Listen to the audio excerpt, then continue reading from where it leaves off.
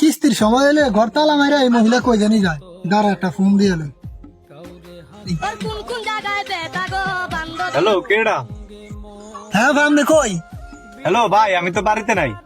তা আপনি গেছেন কই? কিস্তির টাকা দিবেন না? ভাই শুনেন, আমার চাচা শ্বশুর মারা গেছে, ওই বাসায় আমি আইছিলাম। আরে 2 দিন পর পর কি একজন না একজন মরে? আরে ভাই কি আর আমার কাছে টাকা পয়সাও নাই। আগের আছে কিস্তি 2টা আর এখন আছে একটা। 3 কিস্তি একসাথে দিয়ে দেবো। না না আপা, আমি এখনই আইতেছি।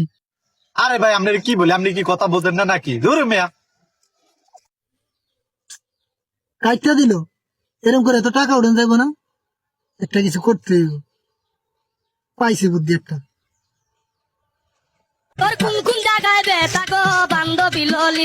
আসসালামু আলাইকুম।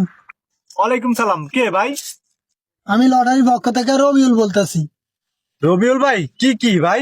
আপনি তো লটারি থেকে 50,000 টাকা দিচ্ছেন। টাকাটা নিতে হলে আপনাকে অগ্রিম 5,000 টাকা দিতে হবে। 5,000 টাকা দিলে আপনার টাকাগুলো নিয়ে পৌঁছে দিয়ে আসবো, আর আপনার সিগনেচার নিয়ে আসবো আপনার বাসার থেকে। 5,000 না, প্রয়োজন হলে আমি 7,000 টাকা দিব। 50,000 টাকা পামু। 5,000 টাকা দিলে কি আমার কমে যাইবো? টাকা পয়সা হয়েছে হাতের ময়লা। ভাই আমনে আমগো বাড়িতে তাড়াতাড়ি SMS করে দিতেছি, আমরা চা খাও ভাই, আমাদের কি খুশি লাগতেছে ভাই, বিশ্বাস করবেন না ভাই, আপনি তাড়াতাড়ি আইয়েন। দাঁড়া মহিলা, তোর আজকে বুঝাইতেছি।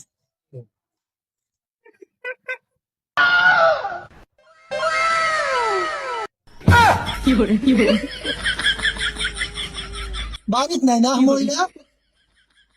ভাই ভাই ভাই ভাই ভাই দাঁড়ান, ভাই ভাই ভাই দাঁড়ান।